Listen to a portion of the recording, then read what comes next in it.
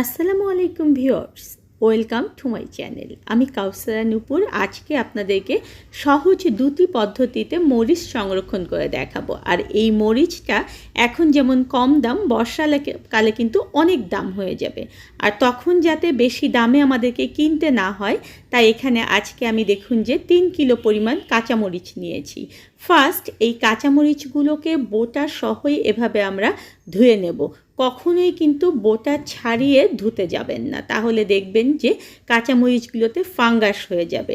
এভাবে বোটা সহ ধুয়ে আমরা স্টেইনারে পানি ঝরিয়ে নেব। তবে সাবধান থাকবেন, যাদের হাত জ্বলার প্রবলেম রয়েছে তারা অবশ্যই এই কাজটা কিন্তু গ্লাভস পরেই করবেন। আর এইভাবে করে আমরা মরিচটাকে পানি ঝরিয়ে বোটা ছড়িয়ে ফিরে আসছি। সমস্ত মরিচগুলো দেখুন যে আমি বোটা ফেলে কাঁচা মরিচ এবং পাকা মরিচ, আধা পাকা মরিচ সব কিন্তু আমি আলাদা করে নিয়েছি। এখন এই মরিচগুলোতে কিন্তু কোনো পানি নেই দেখুন, এই কারণে আমরা কিন্তু আগে এগুলোকে ধুয়ে নিয়েছি। একটা জিপার ব্যাগ, যার বাসায় ব্যাগ রয়েছে, যদি জিপার ব্যাগ না থাকে তাহলে আপনারা পরিষ্কার যে পলিথিন আমাদের বাসায় থাকে সেটাতেও কিন্তু এটা সংরক্ষণ করতে পারবেন, কিংবা আপনারা যদি কেউ চান যে এয়ারটাইট বক্সে করে এটা রেখে দেবেন সেটাও করতে পারবেন। সেক্ষেত্রে হবে কি, আপনার ফ্রিজের জায়গাটা অনেক বেশি দখল করবে। আর যখনই কোনো কিছু ফ্রিজিং করবেন তখন কিন্তু চেপে চেপে এই ব্যাগ থেকে বা পলিথিন থেকে এর ভিতরের বাতাসগুলো বের করে দেবেন, যাতে করে এর মধ্যে কোনো বাতাস না থাকে। কারণ বাতাস যদি থাকে তাহলে কিন্তু এর কালারটা নষ্ট হয়ে যায়। আর ঠিক এইভাবে চেপে চেপে বাতাস বের করে দিয়ে এটা ভালো করে মুখটাকে লাগিয়ে আমরা এটা ডিপ ফ্রিজে রেখে দেব।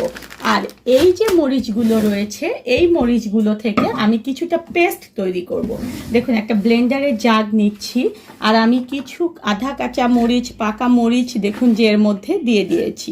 এটাতে আমি কিছুটা পানি দেব, খুবই কম পরিমাণ পানি এখানে ব্যবহার করার চেষ্টা করবেন পেস্ট জাতীয় জিনিসে।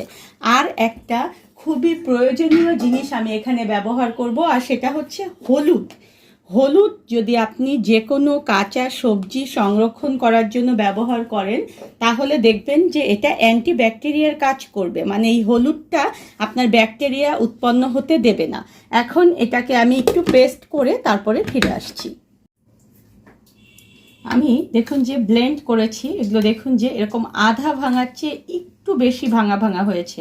আর দেখুন যে এখানে কিন্তু কোনো বাড়তি পানি নেই, দেখেছেন? এই বাড়তি পানি যদি না থাকে তাহলে দেখবেন যে ফ্রিজিং অবস্থায় আপনারা বের করে ঠিক যতটুকু আপনাদের প্রয়োজন ততটুকুই নিতে পারবেন। আর এই বাটা মরিচটা বড় মাছ কিংবা বিভিন্ন রান্না, যেমন আমাদের বিরিয়ানি, তেহারি, কাচ্চি, এগুলোতে কিন্তু আমাদের কাঁচামরিচ বাটা ব্যবহার করতে হয়। তখন দেখা যায় যে এই কাঁচামরিচ বাটাটা আমাদের খুবই কাজে আসে।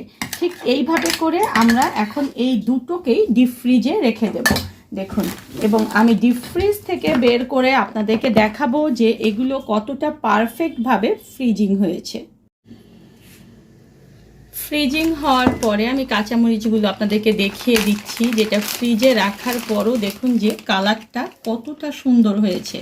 আর এটা ঠিক ফ্রিজ থেকে বের করে আপনারা ঠিক যেভাবে কাটতে চান ঠিক সেইভাবে কেটে এটাকে আপনারা তরকারিতে দিতে পারবেন। দেখুন যে দুটো টুকরো করার পরও দেখুন যে এর ভিতরটা কতটা সুন্দর।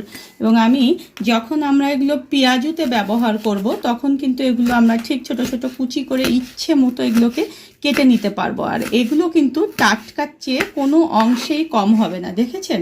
আর আমি যেগুলো বেটে রেখেছিলাম সেগুলো দেখুন যে কালারটা কত সুন্দর রয়েছে। আর এগুলো কিন্তু বড় মাছ বা মাংসে, বিরিয়ানিতে সব কিছুতে আমরা সুন্দর মতো ব্যবহার করতে পারবো। ঠিক এইভাবে করে আমরা যদি কাঁচামরিচ সংরক্ষণ করে রেখে দিই তাহলে দেখবেন যে আমাদের বর্ষায় আর বেশি দাম দিয়ে কাঁচামরিচ কিনতে হবে না। ধন্যবাদ সবাইকে আমার সঙ্গে থাকার জন্য। আর আমার পরবর্তীতে আরও নতুন কোনো ভিডিও পেতে হলে প্লিজ আমার চ্যানেলটা সাবস্ক্রাইব করে পাশেই থাকবে।